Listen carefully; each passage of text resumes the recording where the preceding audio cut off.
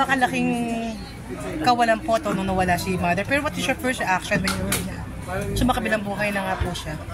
Diyos ko, para ko siyang ina, di ba? Sa Regal, nung pumasok ko sa Regal, siya ang aking ina-inahan. Siya ang aking tagapagtaguyod, siya ang aking tagapagtanggol. Sa kanya ko binibigay ang aking mga concept. Pinaliliwanag ko sa kanya at nagkakaintindihan kami. Malaking kawalan sa industriya ang pagkawala ni Mother Lily. Pero ano po yung maalala yung mga fondest memories of Mother Lily?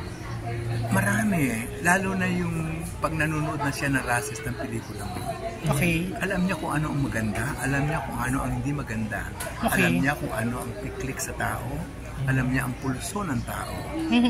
Malapit siya sa mga gusto ng taong nanonood. Dahil kaisa siya sa kanila eh. Movie fan kasi siya. Oh, yes.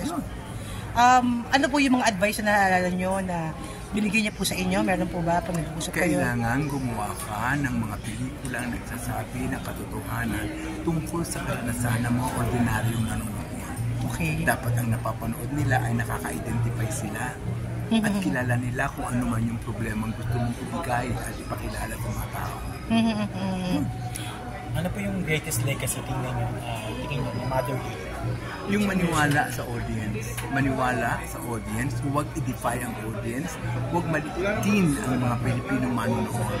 Dahil sila ang ating audience. Sila ang magpapalago ng industriya nito. Respetuhin ang manonood. Kay Mother yun. Direct, tingin nyo, gano'ng kalaking kawalan sa industriya ang pagkawala ni Mother? Napakalaki. Hindi naman magiging buo ang industriya nito kung wala si Mother Lily. Napakalaking kawalan. Napakalaking kawalan.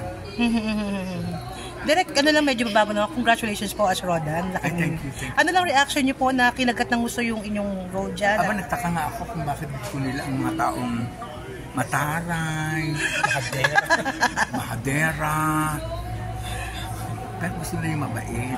Nung ako is salbahe, ayaw nila sa akin. Ngayon mabait na ako. At kung ako pinako sa naaapi, okay na ako sa kanila. Anti-jumper po kayo. Anti-jumper, anti-kabit. Kamusta po katrabaho si Ma'am Charo, si Miss Cherry Pie, saka po sila Napakahusay ng artista. Kaya na hindi ka prepared kasama mo sila. Mahusay na artista, napaka-professional, magandang attitude sa work. Si Coco po as a director po, as a katrabaho po. Si Coco as a director. Mahusay na director at mahusay na storyteller. Okay. Ang buong istorya ng Batang Quiapo nasa utak niya. Sa kanya nanggagaling ang lahat ng yan. Pati yung mga placement ng camera. Okay. Mahusay siya. Pero yung script po, hindi po siya scripted lahat-lahat. Hindi nakasulat. May mga bullet points. Hindi nakasulat. Merong, on the day of the shoot, makaka-receive ka ng mga kung anong kukunan ngayon, medyo naka-script na yung iba doon.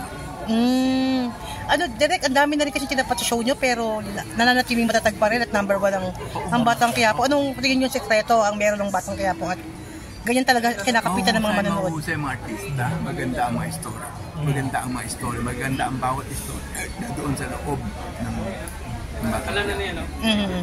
Okay, maraming salamat po. Thank you so much po. Salamat. Direct, pwede kitang kuhanan lang ng